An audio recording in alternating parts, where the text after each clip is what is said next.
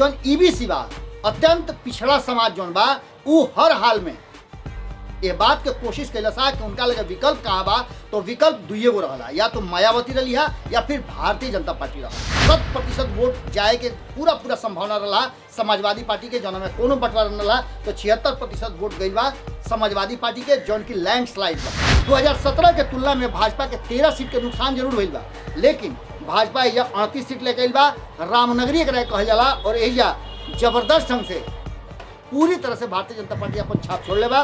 सत्ता के सुखाड़ा गिर रहा, ऐसे यादव मतदाता पूरी तरह से अखिलेश के साथ रहे हा। और इतने ना, देश के अलग अलग गैर भाजपाई जो दल रहे हा उनमें से अधिकांश अगर एक दो के छोड़ दिया होता पूरी तरह से अखिलेश के साथ रहे। एक बात नजर आई कि 15 साल लालू प्रसाद कौना आधार पर बिहार के सत्ता पर काबिज भइले और उनका पीठ पर के वहां अपना रख सके।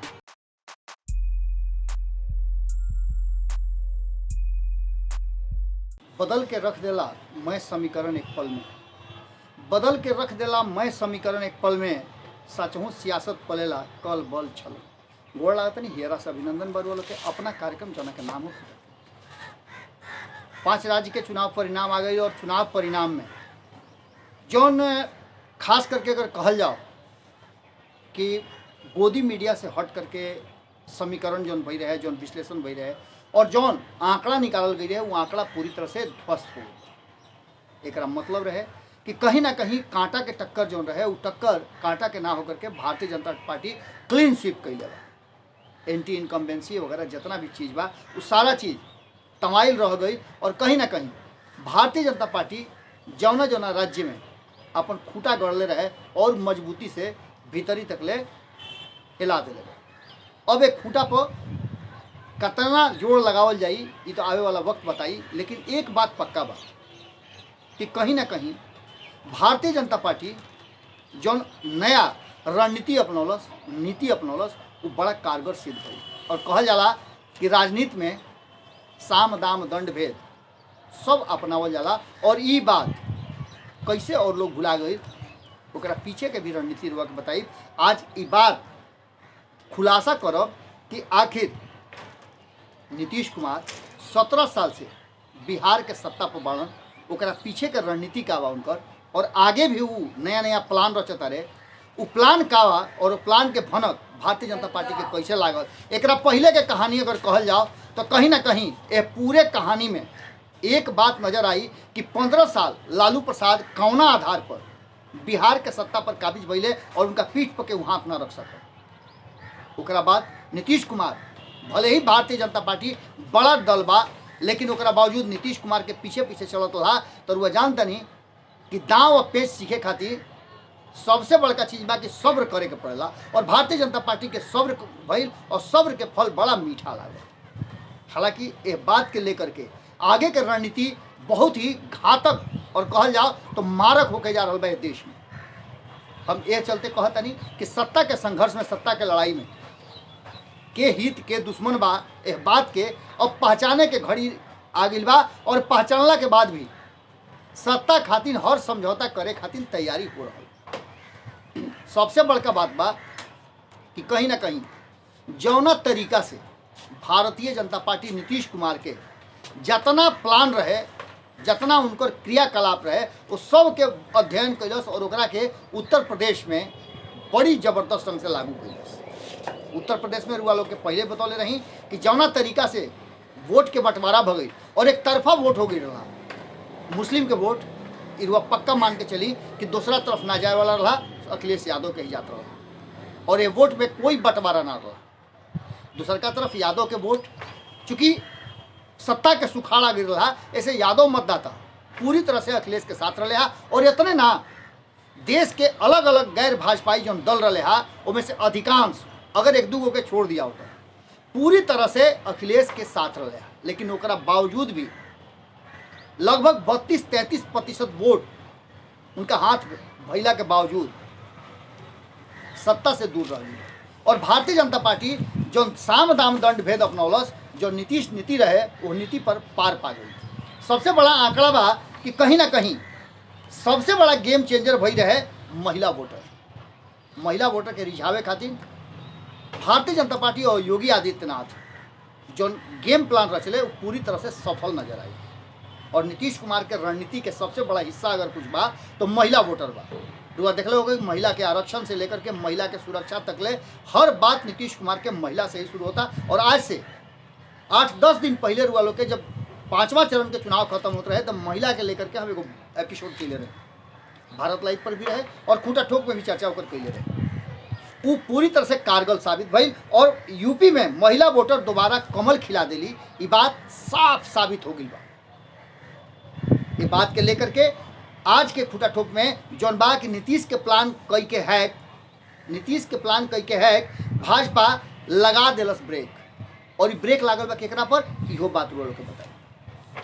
और ये ब्रेक कितना जबरदस्त बा एकरा पर भी चर्चा हुई। लेकिन सबसे पहले महिला वोटर के जो बात करतनी है कि अहम योगदान देते हुए उत्तर प्रदेश में 62.2% यानी कि कुल वोट के लगभग 62.2% वोट महिला वोटर बाहर निकल करके दिल्ली। और ये वोट कहीं ना कहीं भारतीय जनता पार्टी के खेमा में अधिकांश गई। एमे पूरा तरह से पुरुष वोटर के प्रतिशत 60% से कम रहा। और यह बात से कहीं ना कहीं सबसे बड़का चीज लगता है कि 74 से में से 43 जिला में महिला पुरुष से अधिक वोट कैली है। और ये बात भारतीय जनता पार्टी के सरकार बनावे में मदद जबरदस्त ढंग से कैला सा। अगर आंकड़ा के बात करी तो जातीय धर्म के आधार पर ये बात कहल जात रहे कि जातीय और धर्म से अलग रुआ बिहार के और देश के राजनीति के उत्तर प्रदेश के राजनीति के ना कर सकिले। बिहार और उत्तर प्रदेश में बेटी रोटी के रिश्ता भाई कई हाली बात दोहरा चुकी है। लाइव के माध्यम से भी आई रुआ के सामने आई रही। और जब चुनाव के परिणाम आवत रहे वो घड़ी रुआ से बातचीत के दौरान ये बात कहले रही कि जौना तरीका से आंकड़ा आई बा वो आंकड़ा में ब्राह्मण वोटर जौन बाड़े वो 65% भाजपा के वोट किले बाड़े, वही 16% ये पूरा आंकड़ा बा। जो आंकड़ा ये बात के तरफ इशारा कर रहा बा कि भारतीय जनता पार्टी के जीत के जो कारण रहे और नीतीश कुमार के नीति में कैसे सफल भई। तो एक तरफ तो महिला वोटर जौन की बड़ा बेहतरीन काम कैली और अधिकांश महिला एक कारण से कि सुरक्षा दी है योगी, एक कारण से कि योगी राशन पहुँचावता रहे घरे घरे। ये बात के लेकर के कोरोना काल में जौना तरीका से ये देश में उथल पुथल दुनिया में उथल पुथल मचा रहे ओकरा में भारतीय जनता पार्टी बेहतर काम करी। जो का श्रेय भारतीय जनता पार्टी लेलस। जबकि चिराग पासवान के कहना बा कि हमारे बाबूजी यानी रामविलास पासवान कोरोना काल के शुरुआत में ही चूँकि खाद्य मंत्री रहन और यह मामले से वो यह देश के जनता के खास करके राशन पहुँचावे के जो जिम्मेवारी ले रहन वो जिम्मेवारी भारतीय जनता पार्टी पूरा करता। और जौना के फायदा उत्तर प्रदेश में भारतीय जनता पार्टी के मिला। वोट शेयरिंग के जहाँ तक बात बा तो ब्राह्मण वोटर 65% वोट दिले है भारतीय जनता पार्टी के, 16% सपा के और 9% बसपा के। बसपा के बारे में भी बताई हुआ से कि बसपा के गेम प्लान और बसपा के कैसे यूज कैलस अपना फायदा खातिर भारतीय जनता पार्टी ये भी अब निकल करके सामने आ गई बा।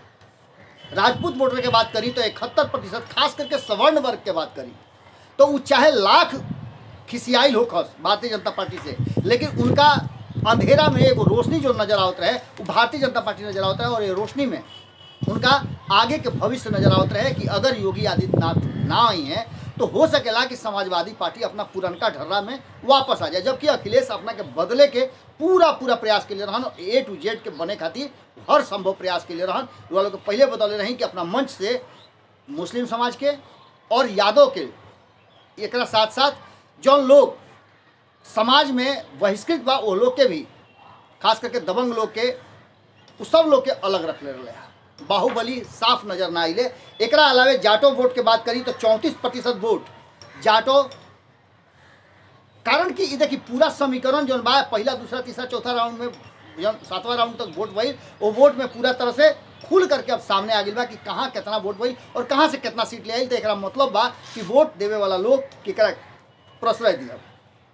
जाटो वोट जो बा 34% भाजपा के मिलल बा, 10% सपा के और 47% वोट बसपा के गई बा। और खास करके बात जौन आंकड़ा रुआ देख रहा बानी ये आंकड़ा में दलित और जौन ईबीसी बा अत्यंत पिछड़ा समाज जौन बा उ हर हाल में ये बात के कोशिश कैला सा कि उनका लगे विकल्प कहाँ बा तो विकल्प दुइये गो रहला, या तो मायावती रही है या फिर भारतीय जनता पार्टी रहला। अखिलेश यादव के वोट देवे से वो अपना के कहीं ना कहीं बचावे के कोशिश के लिए है और उनकर परिणाम रिजल्ट में नजर आवत रही। एकरा अलावे लगभग 70 से 80 ऐसा सीट बा जौन में 5000 6000 के रेंज में हार भइल बा समाजवादी पार्टी के। कुछ जगह तो 100 200 500 वोट से भी हार भइल बा। लेकिन ये हार में जहाँ बसपा रहे वो बसपा अपन उम्मीदवार खड़ा कैले रहे जौन समाजवादी पार्टी के जातीय उम्मीदवार रहन, जौना जाति को वही जाति के कोशिश कैलस कि उम्मीदवार दी और एकर कहीं ना कहीं घाटा समाजवादी पार्टी के झेले के पड़ल।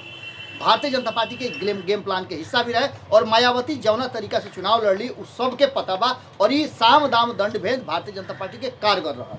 एकरा अलावे अगर एससी के बात करी तो एससी के वोटर 45% भाजपा के, 21% सपा के और 28% बसपा के वोट के लिए बड़े। कांग्रेस कहीं दूर दूर तक नजर नहीं किया। एकरा अलावे मुस्लिम वोटर के बात करी तो मुस्लिम वोटर भी जो आंकड़ा बता रहे चौंकावे वाला बा कि 8% मुस्लिम एमें महिला निश्चित रूप से बाड़ी, कारण कि 3 तलाक और वगैरह वगैरह जो भारतीय जनता पार्टी नया सगुफा छोड़लक ओकर फायदा मिलल बड़ुए और 8% वोट अगर मुस्लिम समाज दिले बा भारतीय जनता पार्टी के तो ये नया परिवर्तन के तरफ हुआ देख सकिले। दूसरा तरफ 76% वोट जो उनके लोग से पहले बतौले रही कि 100% वोट जाए के पूरा संभावना रहा समाजवादी पार्टी के, जौन में कोनो बंटवारा न रहा तो 76% वोट गई बा समाजवादी पार्टी के, जौन की लैंडस्लाइड बा।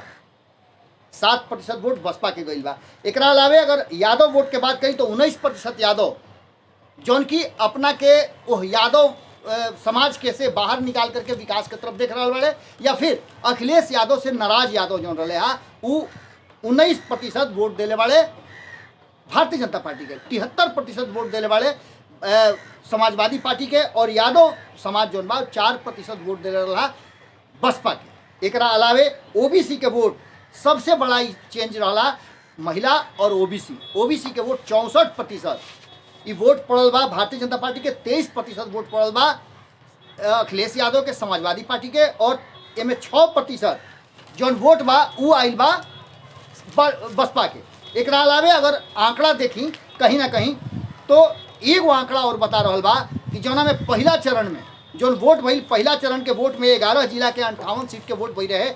एकरा में जाट लैंड कहत रहे और जाट लैंड के लोग के आंकड़ा बतानी कि जाट लैंड में 34% वोट जौन बा वो भारतीय जनता पार्टी के मिल बा। एकरा मतलब कि पहले के दौरान में जो भारतीय जनता पार्टी है वो विक्ट्री साइन अपन ले रहे। टोटल 58 में से 46 गो सीट आई बा भारतीय जनता पार्टी के, 12 गो सीट आई बा समाजवादी के। बसपा के जो पहले रहे 2 गो में से 0 हो गई बा और अन्य के भी 0 बा, यानी कि मेन लड़ाई यही दोनों के बीच में रहा। दूसरा राउंड के बात करी तो 9 जिला के 55 सीट रहा। ये 55 सीट में से मुस्लिम बेल्ट रहा और मुस्लिम बेल्ट में भी जो आंकड़ा आयल बा ओकरा में 55 सीट में से 30 गो सीट भारतीय जनता पार्टी का आयल बा।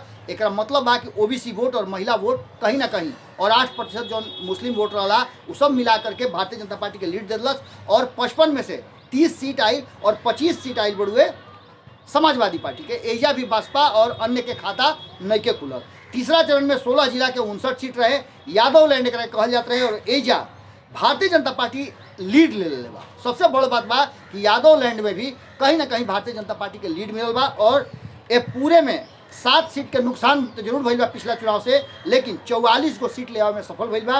वही 15 गो समाजवादी पार्टी के, बसपा के और अन्य के एजो 0 सीट मिलल बा। आगे के बात करी चौथा चरण के तो चौथा चरण में 9 जिला के 59 सीट के वोट भई रहे। एमे मिनी पंजाब कहल जाता है जौना में कृषि के लेकर के, किसान के लेकर के जो आंदोलन भई रहे वो पूरी तरह से प्रभावी नजर आवत रहे। एकरा के लेकर के कहीं ना कहीं जो सामने के चर्चा आई बा वो चर्चा में 59 सीट में भाजपा के 55 गो आइल बा और मात्र 4 सीट ये मिनी पंजाब जरा कहल जाला जहाँ किसान आंदोलन चल रहे वही पूरी तरह से जनता जो बा भारतीय जनता पार्टी के पक्ष में वोट के लिए बा।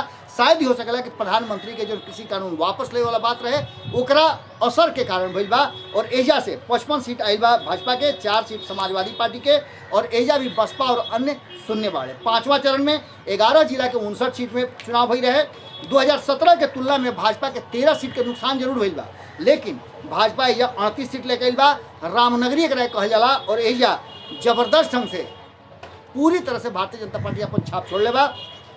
समाजवादी के 19 गो सीट आइल बा, बसपा और अन्य के 2 सीट बा, बसपा के 0 सीट बा।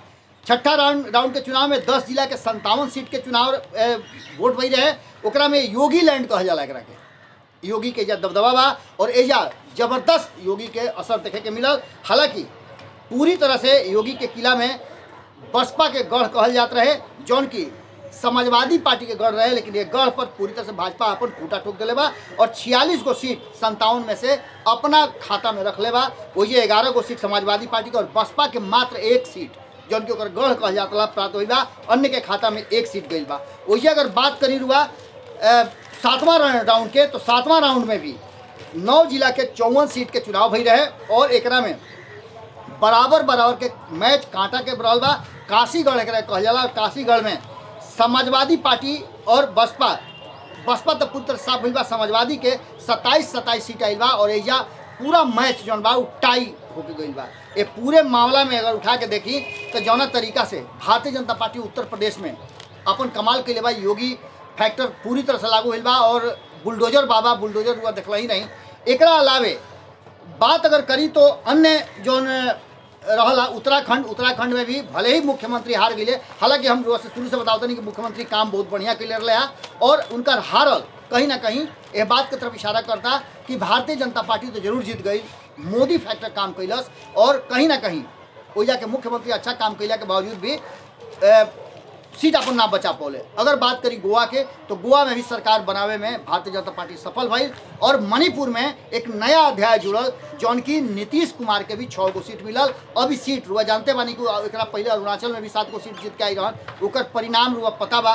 ये सारा बात के लेकर के कहीं ना कहीं इशारा जरूर हो गई बा कि नीतीश कुमार के जो फैक्टर रहे ओबीसी, एकरा अलावे ईबीसी और महिला वोटर, एकरा के लेकर के कहीं ना कहीं भारतीय जनता पार्टी अपना पाला में कर ले बा और नीतीश फैक्टर कहीं ना कहीं काम कैले बा और नीतीश फैक्टर आगे भले ही राज्य के चुनाव में सफल हो गए, लेकिन केंद्र के चुनाव अलग नीति पर होला और एकरा के लेकर के प्रशांत किशोर सहित अन्य लोग के कहना बा कि ये तो राज्य के चुनाव है, एजा के लोकल जो मुद्दा बा उ बा, लेकिन केंद्र के चुनाव खातिर भारतीय जनता पार्टी भले दबाव बनाओ तो के, भले ही दिखावे की कोशिश कर के कि मोदी फैक्टर काम करता, लेकिन ये देश में जनता के भीतर केंद्र स्तर पर राष्ट्र स्तर पर कहीं ना कहीं एक उबाल बा, जना के प्रकटीकरण 24 में देखे के मिली। का हुई 24 में, ये तो 24 आई तो पता चली, लेकिन तैयारी जबरदस्त बा और ये हार से अगर विपक्ष नहीं के सीख ले तो प्रधानमंत्री बने से एक बार फिर नरेंद्र मोदी के कोई रोक ना सके।